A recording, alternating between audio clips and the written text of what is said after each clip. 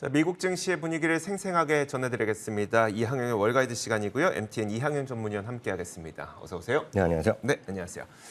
자, 미국 증시가 다시 반등하긴 했는데 반등폭이 좀 제한적이어서요. 어떻게 보셨어요? 네, 그동안 많이 좀 반등한 속도랑 폭이 있었기 때문에 그 정도라고 저는 이해를 하고 있습니다. 결론적으로 보면 휴식 기간이 매우 짧았고요. 일단은 크진 않았지만 일단은 3대 지수가 모두 모처럼 또 반등에 성공한 것도 자체의 의미를 두셔도 무난하다라고 보고 있습니다. 섹터별로 보면 에너지 주식이 어제에 의해서 이틀째 반등했습니다. 어제는 사실 에너지만 올랐었거든요. 네. 오늘은 에너지를 포함해서 7개 섹터가 올라갔고요. 오늘 나머지 섹터의 서너 개 정도는 오늘 또 하락한 모습을 보여주었습니다.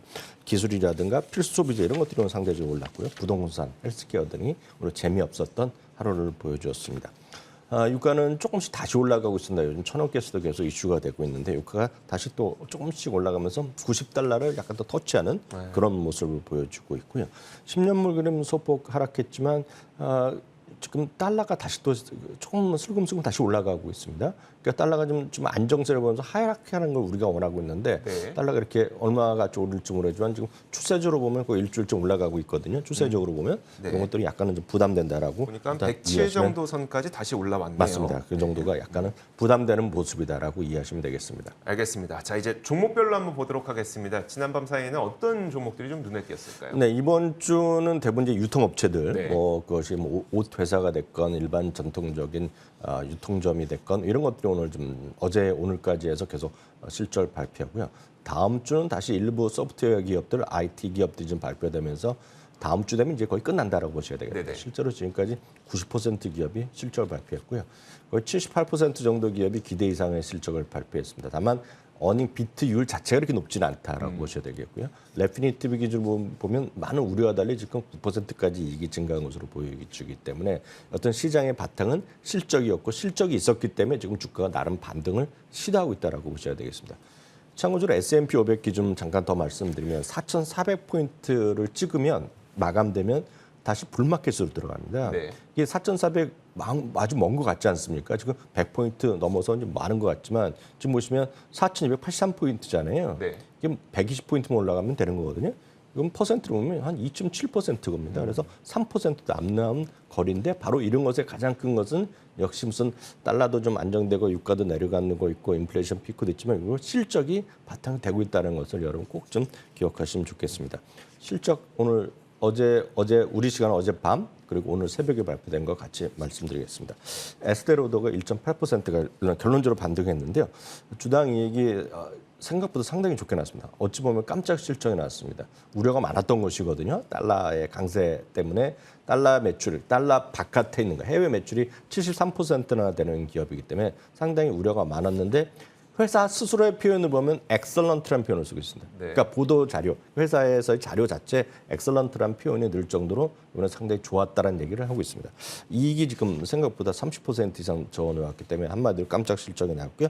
매출도 34억 2억이 전망됐었는데 35억이 나왔습니다. 다만 이제 마진율은 전망치가 74.4%였는데 총 마진율인데요. 71.3%입니다.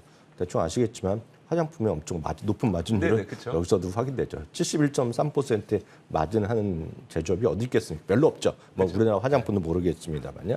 다만 이제 가이던스는 약간 눈높이를 못 맞췄어요. 그래서 가이던스는 최소한 10%에서 연간을 보면 한 3% 부족했지만 그거보다는 오늘의 주가 자체에 대해서는 상당히 이제 긍정적으로 일단 반영됐다라고 보셔야 될 거고요.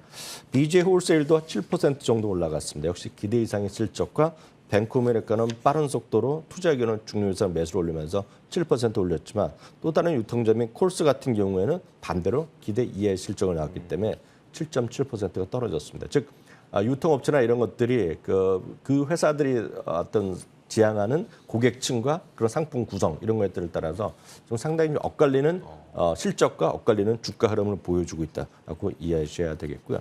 시스코 같은 경우에는 5.8% 올라갔는데요. 기대 이상의 실적과 가이던스도 기대 이상을 나온 것이 호재였습니다. 다만 이제 또 안 좋은 것들이 특이한 것이 한두 개 있었는데 좀 안 좋은 것으로 보면 이번에 벅세이스웨이의 그 2분기 주주의 지분 변동을 보게 되는데 물론 많이 남진 않았지만 2020년 4분기에 처음 샀지만 결국 다 전략 매도까지 나온 버라이즌인데요. 버라이즌을 모넷 헤너슨 것에서는 투자 의견을 중립에서 매도로 내렸습니다. 그래서 오늘 주가 좀 52주 최저치까지 간 것 같고요. 캐네디안 솔라라는 곳이 있습니다. 이것은 우리를 보면 뭐라고 할까요? 하나큐셀 이런 기업 있지 않습니까? 그런 기업이랑 거의 비슷한데 여기는 뭐 에너지 발전 사업도 같이 하는 겁니다. 그래서 소위 패널로 계산하는데요. 제가 알기에는 1.5배 정도 되는 회사입니다. 하나큐셀에 대비해서. 뭐 전 세계 이제 공장도 다 있는 것인데요. 나름 깜짝 실적을 발표했습니다. 거의 2배 넘는 실적을 발표했고요. 가이던스도 올려놨고요. 매출도 좋았습니다. 그러면서 주가가 좀 신고가로 바로 가는 모습을 보여준 것이 특징주가 되겠습니다. 알겠습니다. 요즘 확실히 좀 신재생 쪽이 많은 관심을 받고 있는 것 같아요. 자, 그렇다면 빅테크 기업들은 어떤 모습을 보였을까요? 네, 맞습니다. 그래서 신재생 에너지가 이제 넷제로라는 거 많이 들어보신 네네. 그런 관심 있는 분들 계실 텐데요. 하여튼 넷제로가 상당히 큰 이슈가 되고 있는 건 사실이 되겠고 그동안 이제 꿈과 희망만 있다 그러면 이렇게 돈을 진짜 버는 회사들이 나온다는 것도 그러니까요. 좀 주목하셔야 될 것 같고 아마 이런 것들은 국내 주시장에서도 일정 수준 반영될 여지가 있다라고 보셔야 되겠습니다. 빅테크는 오늘 상당히 엇갈리는 모습을 보였지만 전반적으로 약간은 쉬어가는 모습이었습니다.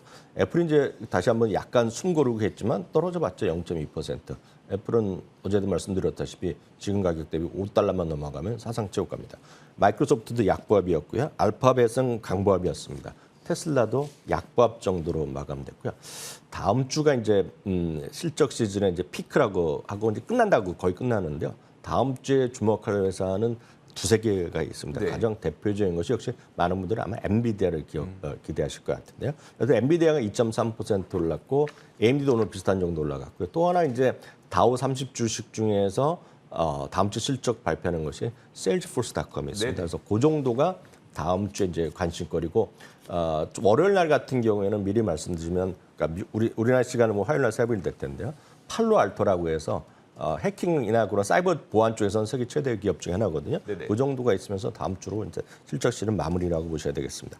그럼 하나 더 말씀드리겠습니다. 넷플릭스가 오늘 그 주가가 한 1.6% 올라갔는데요. 넷플릭스 자체도 중요하겠지만 통계 하나 보여드리겠습니다. 미국 전체 TV의 시청 시간을 100으로 봤을 때요.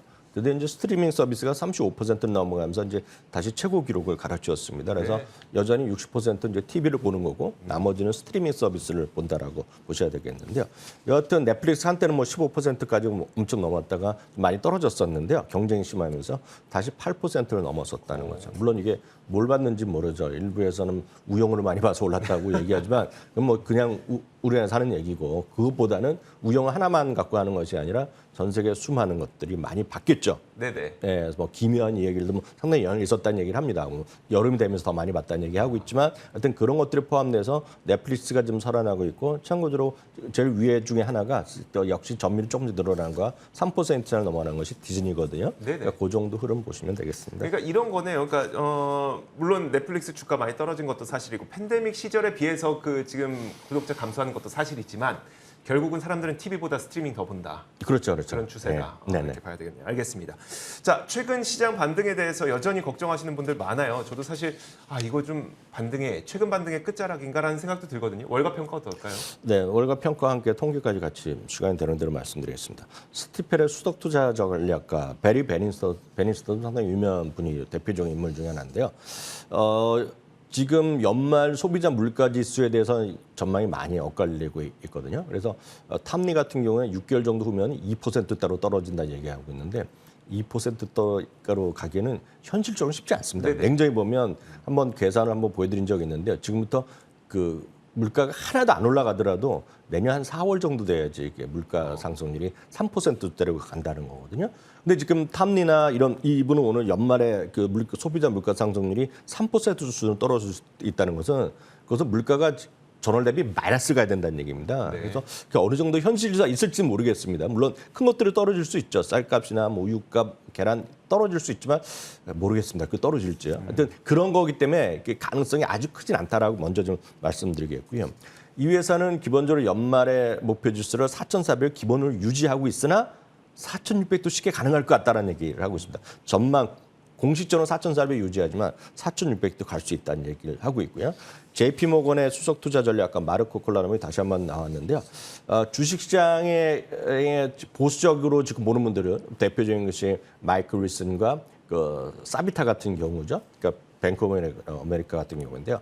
그들의 평균은 3,500, 3,600 이 정도거든요. 네네. 더 이해할 수 있다는 얘기하고 있는데 사람들이 그렇게 많이들 보고 있다는 얘기죠, 지금요. 여전히 그렇지만 주시장 그쪽으로 가고 있는 것이 아니라 자기네들의 목표치 4,800을 향해서 가고 있다는 나름 이제 자신감을 보여주고 있다라고 보셔야 되겠고요.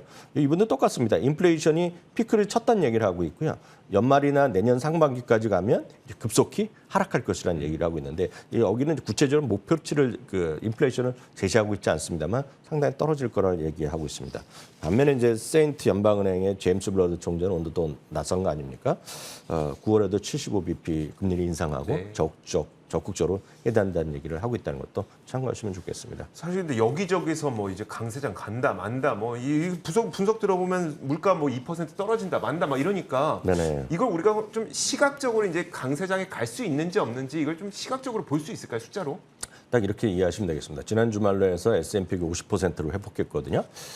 결론적으로 보면 1950년도 이후에 그 약세장에서 50% 이상까지 올라간 다음에 다시 제자리로 돌아간 거, 저점을 다시 이탈한 경우가 몇 번이 있을 거라고 생각하시는지 모르겠지만 한 번도 없습니다. 아, 통계적으로 한 번도 없습니다. 50년 이후에요. 그건 분명한 팩트가 되겠고요. 다만 통계란 것이 항상 지켜지는 건 아니잖아요. 네네. 또 참고만 할 뿐인데요. 올스타 차트라는 곳에서 강세장의 재탄생, 강세장이 다시 올 수 있는 그런 조건을 자기 보는 5개의 기준을 소개했는데요. 뭐 신고가, 신저가의 수라든가 등락 주선이라는 거 ADL선 아시는 분 많을 것 같습니다. 그리고 상승과 하락의 비율이라든가 20일 신고가, 20일 동안의 신고가 난 주식 이런 것들 계산하는 방법들이 있고 자신의 만든 뭐 인디케이터도 있는데요. 이런 5가지 기준 중에서 4개는 강세장이 온다는 얘기를 하고 있고 1개는 아직까지 아니다라고 얘기하고 있는데 뭐 우리가 전망을 할 수 없으나 기본적으로 지금 시장에 대해서 너무 나쁘게 볼 필요는 없다. 그리고 과거의 통계는 분명히 조금 더 상승 추세에 이어지면서 지금 강세장 진입 가능성도 열려 있다라고 보셔야 될 것 같습니다. 네, 알겠습니다. 자, 이렇게 지난 밤 사이 미국 시장에서 어떤 분위기들이 있었는지 살펴봤습니다. MTN 이항영 전문위원과 함께 이야기 나눠봤습니다. 고맙습니다. 자, 저희가 준비한 소식 여기까지입니다. 이어지는 출발 성공 투자 많은 시청 부탁드리겠고요. 그리고 저희 굿모닝 글로벌의 공식 유튜브 채널 월가버지도 많은 사랑 부탁드리겠습니다. 저희는 다음 주 월요일 같은 시간에 찾아오겠습니다. 함께해 주신 여러분 고맙습니다.